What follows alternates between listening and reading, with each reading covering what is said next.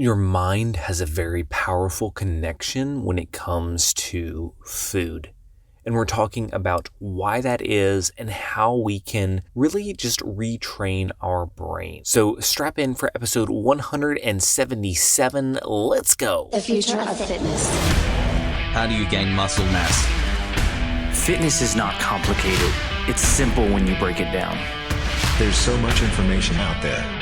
No fads, no diets, just plain simple habits. You're listening to the Bones to Bulk podcast. Hey, welcome to today's episode. My name is Brian Parody, and I will be your host today. If this is your first time tuning into the podcast, welcome to the show. So glad you are here. For all my return listeners, thank you so much for just tuning in once again, taking the time out of your day to listen to this podcast. It means the world to me. It truly does. If you have not grabbed our free meal plan, please text the word meal to 706-222-7551. You'll get signed up to our text community, which is just a great way for me to stay connected with you. I send out a few texts each week. You can text me questions at that number. So it's just an amazing way to really just connect with you. So again, text the word meal to 706-222-7551.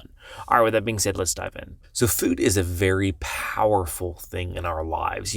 Not only does it sustain us and allow us to have life and all these amazing things of how the body works, but when we really go back to the beginning, of our childhood, when we're raised, we begin to establish a very strong connection with food. You probably can recall sometime, whether it was maybe a holiday or a birthday or some special occasion where you first had a certain meal or a certain smell will kind of bring you back to the holidays, or a certain taste will evoke memories of all kinds of different things. It could just be big life events, or it could be small life events and just good memories that you had. And this is part of the power that food holds over us. It's a very emotional experience. And it's because we have so many memories associated with food. Maybe, having a good time and just sitting around a table talking with people, maybe going on a date with someone,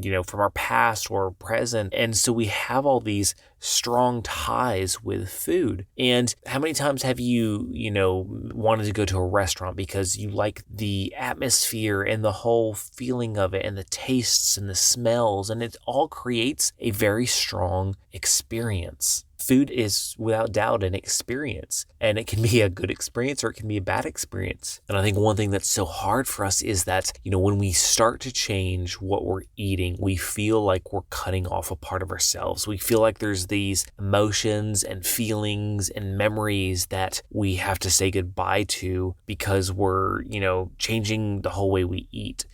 And while to an extent that can be true, more often than not, we can even make those memories, those emotions even stronger and recreate new emotions associated with food. Because we think that when we start eating healthier, we're never going to enjoy food again. And that's just not true at all. I love what I eat. Now, I'm not saying there's not times when I'm craving something that's not good for me and I want to go for that. And sometimes I do, in all honesty.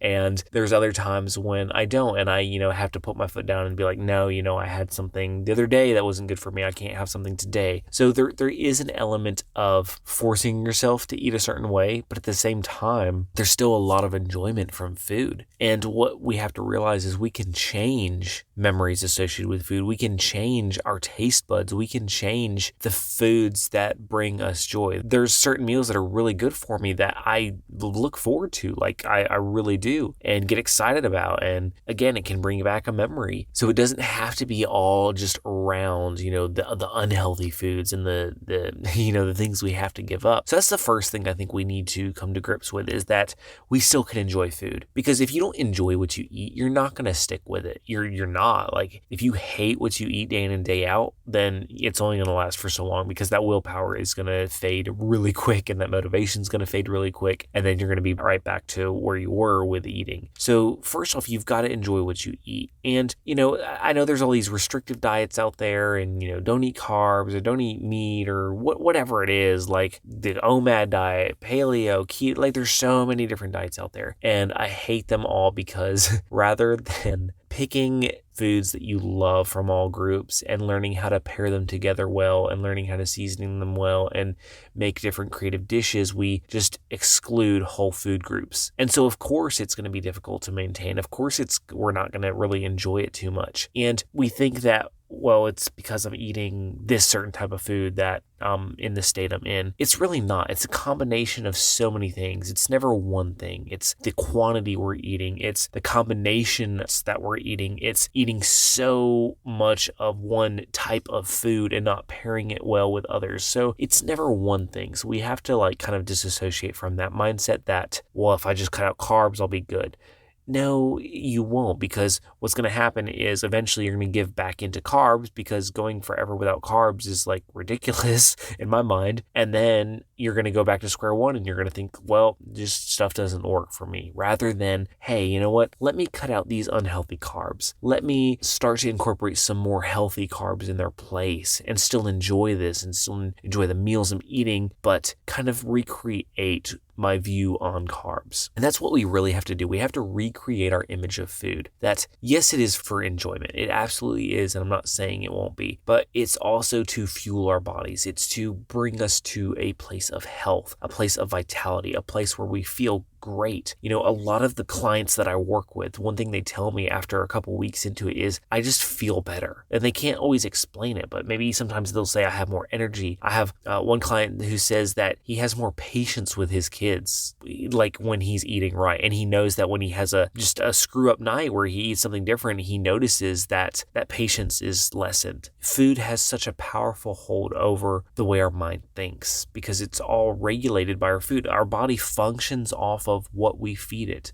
What we consume controls the state of our mind. There was a study done in a school system, and I'm going to botch this up completely because I don't have the article pulled up, but they did this study. It was this school that was not doing well academically, across the board. And they tried bringing in whole foods and this whole nutrition plan, and they had nutritionists design it, and it was really healthy food. They got rid of all the crap. And what they found was, over the course of time, the grades throughout the school began to go up. And that was the only change that was made, was the food. And so we think that food just, will change the way we look, and it will, but it changes our mindset. It truly does. And it can bring clarity, and it can bring so many good things to us. So we've got to reassociate how we look at food. We've got to reassociate the negative connotations we have with diets and switch it to, what can I begin to achieve by eating this way? What can I achieve physically? What can I achieve mentally? How can I dramatically turn my life around for the better by choosing good foods, by choosing to change the way I view food and think about food?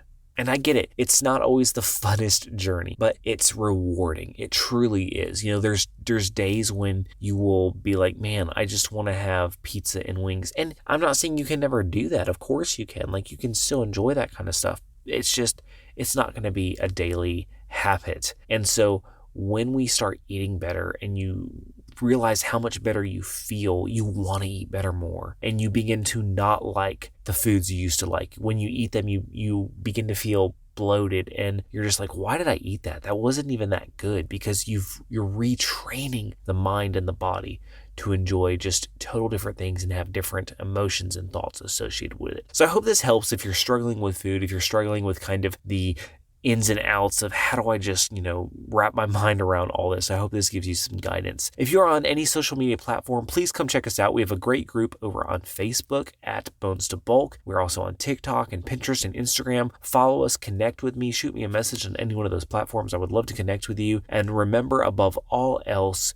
whatever goal you're facing that you want to accomplish, and maybe there's just block after block in your way, you can overcome those blocks. You can hit your goals. You've got this.